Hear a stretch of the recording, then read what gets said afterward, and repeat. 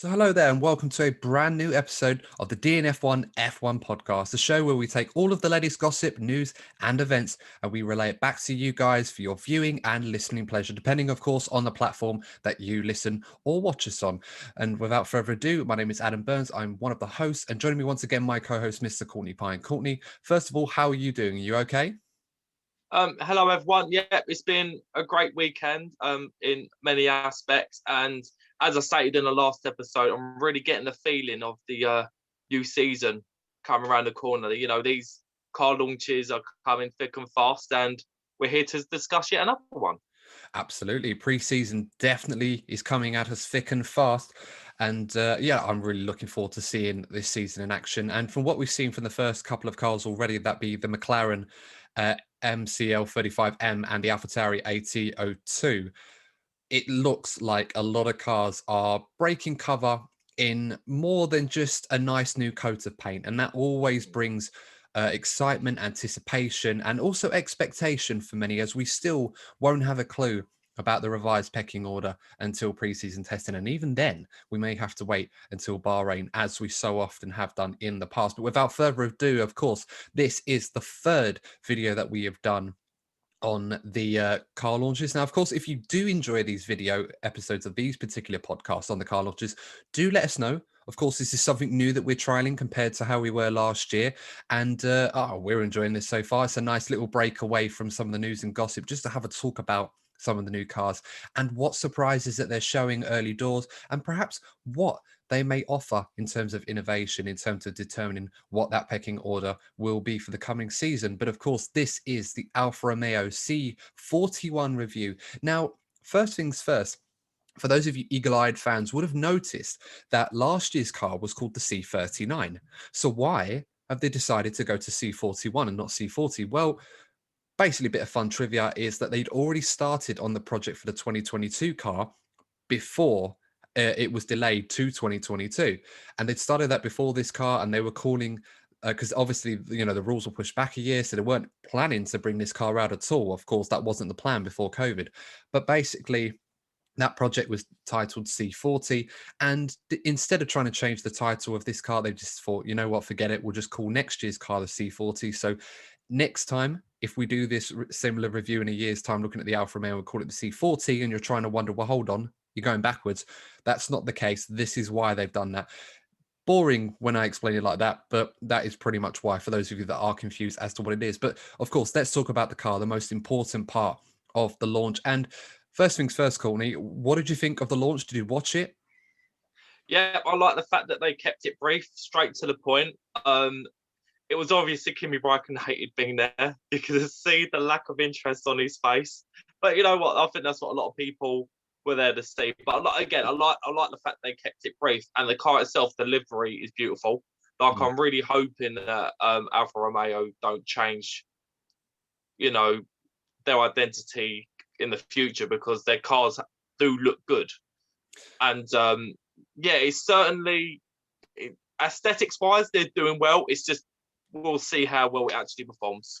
Absolutely. I mean, I was watching it this morning as well, and I'm not gonna lie, when I saw the dancers and the show and the production, everything else, I thought, oh god, this is gonna be like Ferrari-esque, isn't it? It's gonna be like 2 hours of nothing to do with what we want to see, and then they bring the car out for like 5 minutes and talk to the drivers, and that's it. But this one was actually surprisingly brief. Of course, they did go on afterwards, but the main launch itself, a few minutes of dancing, bit of a presentation, a dramatic build-up, and then they unveiled the car as well, which of course we saw a lot of leaks on the internet. For those of you following it on social media, there were actual leaks of the car Yeah, livery or the car itself being pushed onto the platform, and it wasn't properly covered, which was quite funny in a way. So we had a rough idea of how this car was going to look, but in terms of the livery, if we were judging Formula One cars based on how they look primarily in terms of livery rather than actual racing, Alfa Romeo so far would be the front runners.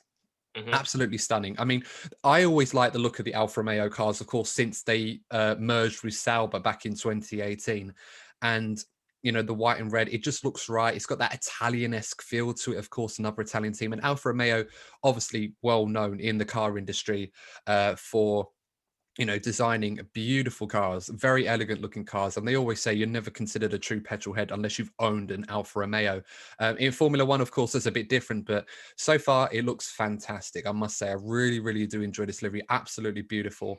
I'm hoping it's not the best looking car that I see this season, but if it turns out to be the best livery, I certainly will not be disappointed.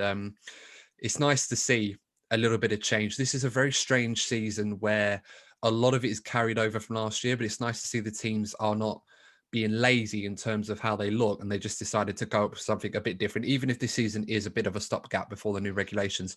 In terms of the technical elements of the car, Courtney, what do you make of this car? Is this something that you feel that will move Alfa Romeo out of the C-class category in Formula One and into the midfield? Or do you feel that perhaps we need to see it out on track and see what the others do before we can make any assumptions?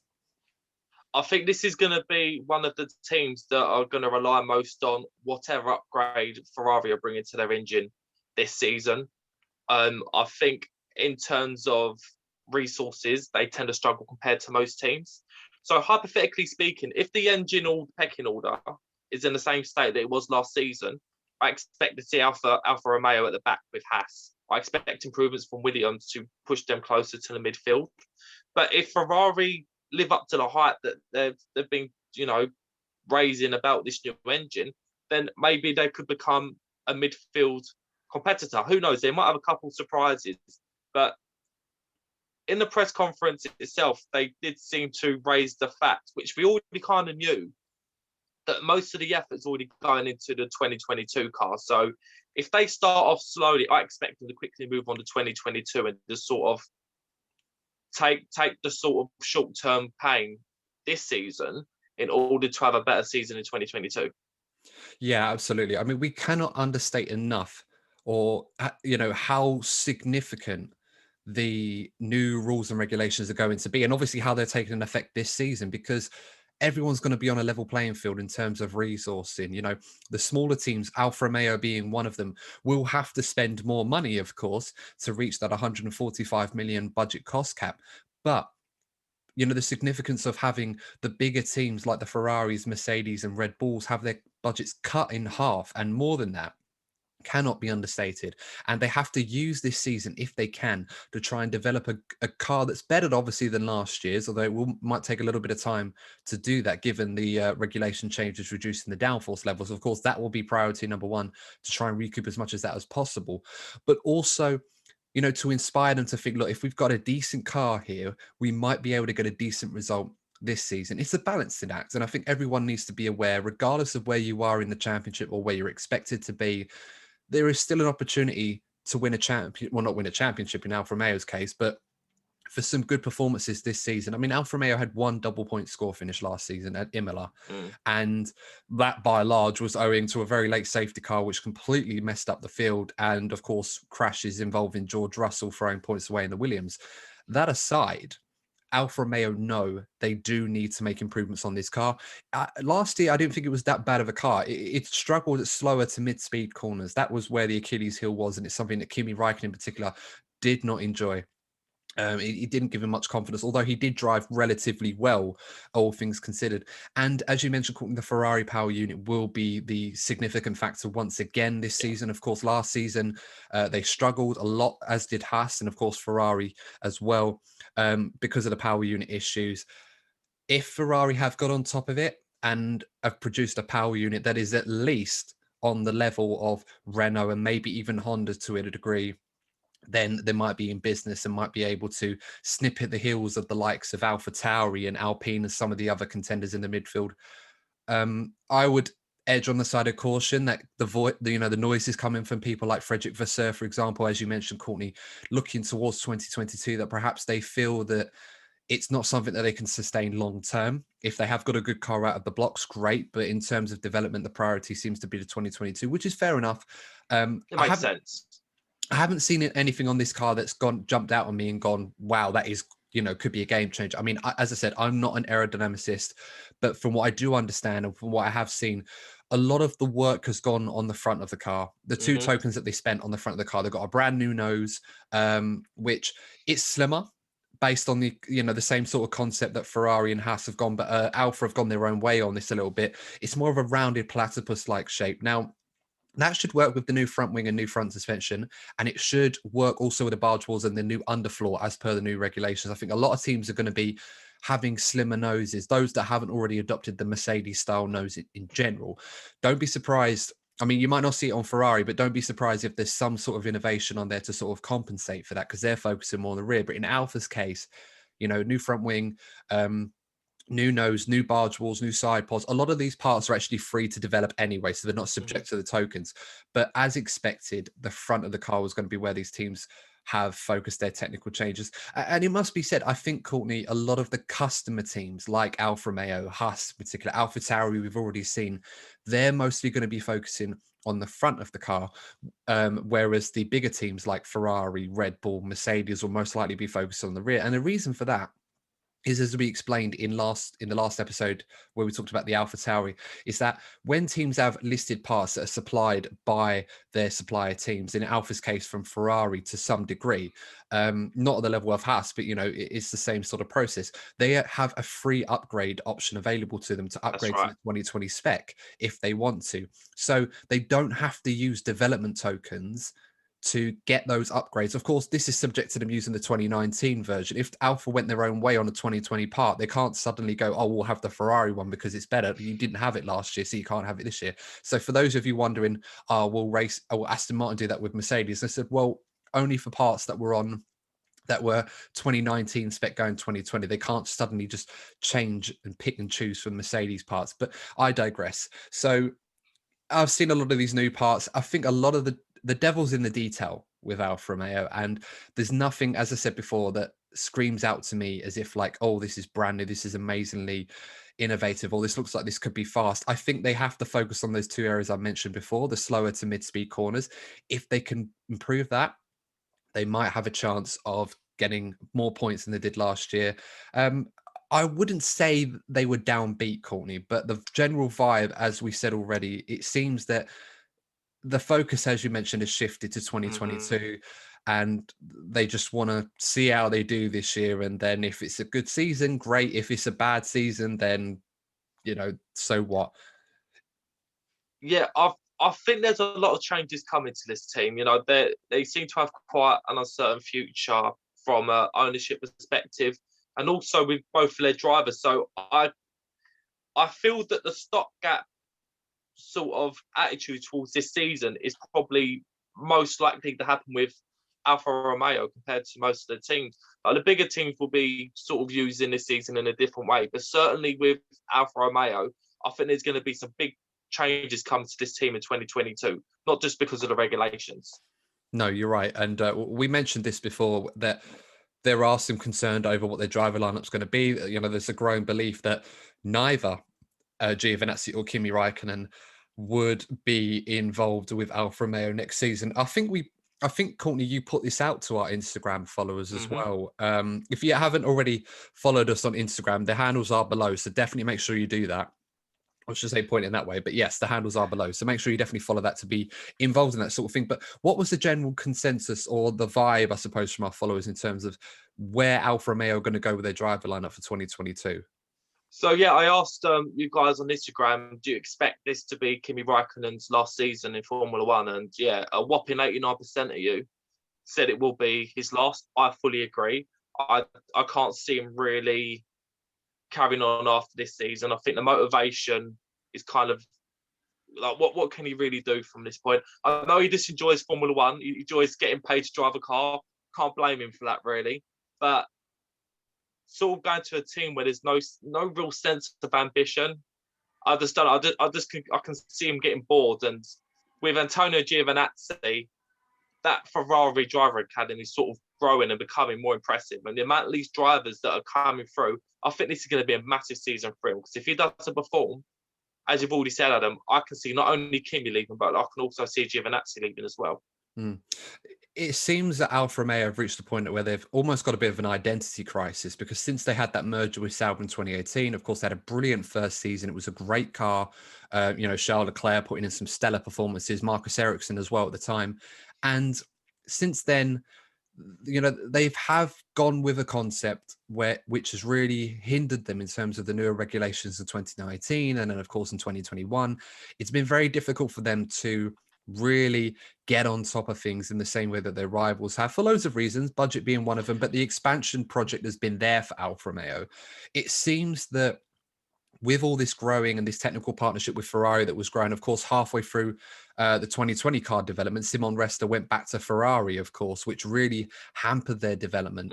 And now, of course, he's going to be working more with Haas in the future as well. So there is a worry that Sauber are slipping towards the very back of the grid with no direct support from Ferrari at this point of time, or at least to the degree that Haas are getting. I think they really missed a trick not going for Mick Schumacher, because as a neutral Formula One fan, I look at Haas, for example, and I feel the only thing that kind of gives F1 fans a reason to look at Haas as a team is Mick Schumacher. Obviously the son of Michael, big support from Ferrari, raises the question, will he be good enough and eventually end up at Ferrari? So eyes are going to be on Haas next season. And there's no doubt if he had the opportunity to go to Alfa Romeo over Haas, he would have done that. So I don't know. I know they got Kimi. Everyone loves Kimi, but in terms of a long-term project for Alfa Romeo, I think they made a big mistake not going for Mick. Possibly. In the short term, it might seem that way. I feel that, and we're assuming that obviously Alfa Romeo were very much at the forefront as to why Mick Schumacher didn't join them instead of joining Haas. It seemed for all the while that was going to happen. And Callum Ilott, as we mentioned, was going to go to Haas. As I mentioned, this identity crisis at Alfa Romeo, because it's still very much Sauber, but with Alfa Romeo branding. And of course, that's a good one to have on you, same way as Aston Martin will be the former Racing Point. And there's a lot of good people there. It's a very good team that's done a lot on a small budget as well. It can't be understated over the last couple of years, despite the downturn, they've done well to get them up to where they were. I feel that perhaps this synergy relationship with Ferrari probably put them off the idea of trying to go for higher aspirations long term, because the last thing you want to do as a B team, if you like, with all due respect to Haas in this case, there's a ceiling on how far you can actually go. Yeah. And with the 2022 shake-up, yes, they will get the benefit of the Ferrari power unit and gearbox. Of course, that's going to be fine. And if Ferrari achieve what they set out to in 2022, it's going to be a world beater. So that will be an advantage to have anyway.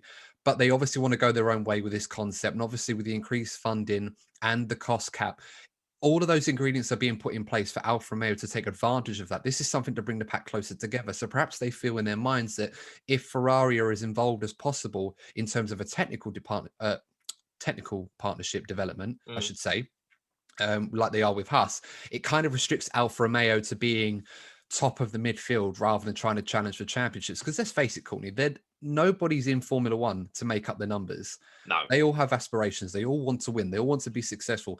AlphaTauri, of course, are trying to go their own way a little bit on development in terms of Red Bull to try and get out of their shadow. Perhaps this is Alfa Romeo trying to do the same thing with Ferrari. And this is something they've been doing for a while now. And perhaps this Haas-Ferrari partnership increasing, it's probably the best time to try and experiment with something like this rather than not. I agree with you. In the short term, it might not be a good idea, but I feel that the long-term benefits, well, that they may have a higher ceiling of performance to reach than Ferrari will allow Haas to achieve themselves. So very much have to watch this space on this one. You mentioned Giovinazzi. We talked about Kimi, and I think enough said with Kimi Raikkonen, because Kimi, 2007 world champion. He's had a fantastic career in Formula One, the most experienced F1 driver of all time. The list goes on of all of his accolades. And as much as we will miss Kimi, I do feel that he is there purely this season to make sure that everything sort of ticks over and carried over for 2022, use as much input as he can, and then obviously has someone new in after that. With Giovinazzi, we've mentioned countless times that there is potential in there, but he's running out of time to showcase and deliver, and more importantly, convince his parent suitors Ferrari that he has a big future in F1. And you mentioned the younger drivers, of course, waiting in the wings, the likes of Callum Ilott, who's the Ferrari test and development driver this season after missing out on an F1 seat, which we both agree he fully deserved after his F2 performances. Marcus Armstrong had a solid F2 campaign last season. It will be his third season in there, and he'll be racing for the Dams team, one of the top teams in there. So, he'll have some fun racing in that team. Look forward to see how he gets on. And then, of course, let's not forget Robert Schwartzman, a man who made headlines at the start of the F2 Championship last season, F3 champion the season before. And in that Prema team, you'd have to say definitely one of the hot favourites to win that series and could be in Formula One next season. So in terms of Giovinazzi, realistically speaking, Courtney, do you feel that it will be possible for Gio to convince Alfa Romeo and perhaps even Ferrari that he should still be in Formula One in 22 and beyond? Or do you feel that, this will be his last season regardless of what he achieves? It all depends on how he gets on this season. Bearing in mind that Kimi is likely to leave, he needs to be taking that step up to prove that he's going to be the leader of the team. Because if a young driver comes in, he'll be automatically seen as the leader of the team.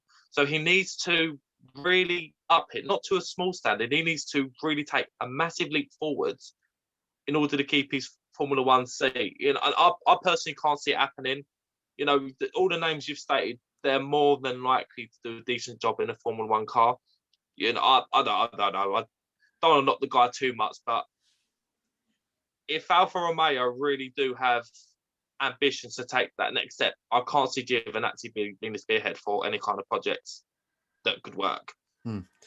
He's a solid driver, but it almost seems that this season in particular, perhaps more so than before, that he's the sort of driver that goes about his business, but isn't really the sort of driver that has the fanfare behind him or puts in the performances on a regular basis to take note of him. It's a very difficult situation he finds himself in with the car he has. It's not easy to make those kind of performances.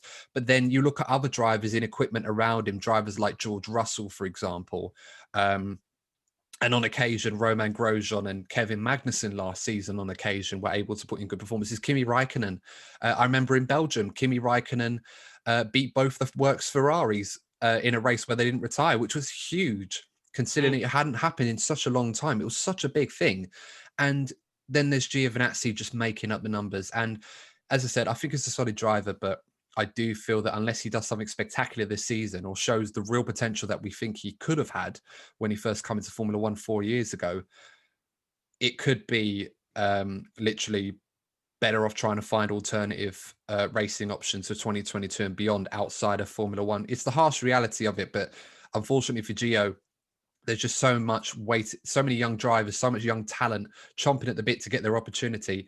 And as of yet, he hasn't been able to demonstrate that he's better than those guys or will do a better job than those in 2022 and beyond. So in terms of Alfa Romeo, to round this episode up, where do you think they will come this season? Do you think they're going to get out of the get into the midfield, or do you feel that perhaps they will struggle and go further back this season?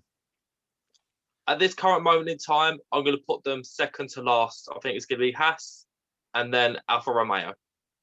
Oh, so you think Williams will beat both of them? I reckon Williams are going to take a step forward given the new investment they have, yes, and given that they have a driver of George Russell's caliber. Yeah, with the experience he's had last season, I think that'll make him a better Exactly. driver. I think that's a fair assessment. I've said that I'm worried that Alfa Romeo will slip to the very back of the field. Again, it depends solely perhaps on how good this Ferrari 2021 engine is going to be, especially as I mentioned already that the project for 2022 is a completely different concept altogether. And whilst Ferrari have made improvements, you can't discount what other teams are going to do, what Honda are going to do in terms of their new engine, which will help AlphaTauri. Obviously, Red Bull aren't really a factor in this, but even still, and Renault, what they're going to do with the new Alpine car and everything else. So, yeah, I'd probably agree with you on this one. I think Haas and Alfa Romeo are going to have a battle at the back of the field between themselves. How close they get to the midfield will depend on how good that Ferrari engine is. But there's nothing on the Alfa Romeo car that suggests to me that it's going to be anything special. I think it will probably still be better than Haas, because I think Haas had a lot of stuff wrong with that car and it was getting better. But with two young rookies like Mick Schumacher and Nikita Mazepin, with all respect to those guys, they did have a stronger driver lineup last season, even if the car this season is better. So it kind of all balances itself out. But let us know, guys, of course. Let us know what you think of the brand new Alfa Romeo. Do you enjoy the livery? Is it your favorite livery that you've seen so far? Let us know which one is your favorite so far between the three that we've seen.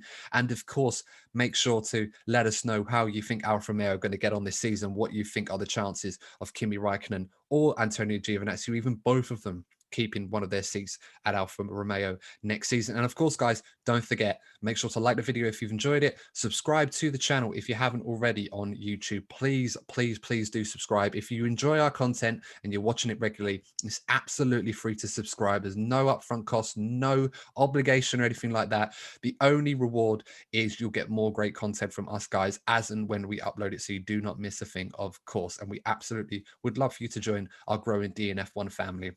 All that's left to say, Courtney, is thank you very much for joining me once again on another episode of the DNF1 F1 podcast.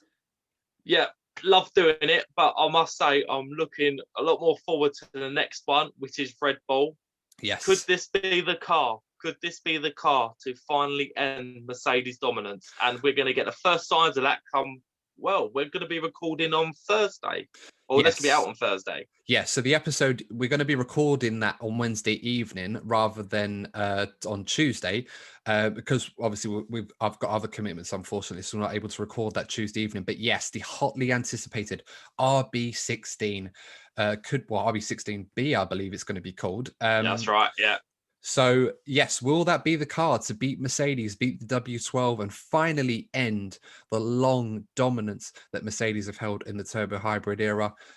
Hopes are high, but of course, Red Bull will have to deliver once again, and we'll have to wait and see how that all pans out. But until then, guys, make sure to like the video, subscribe if you haven't already. And then, of course, thanks for tuning in. Stay safe, and we'll see you in the next episode of the DNF1 F1 podcast. See you soon.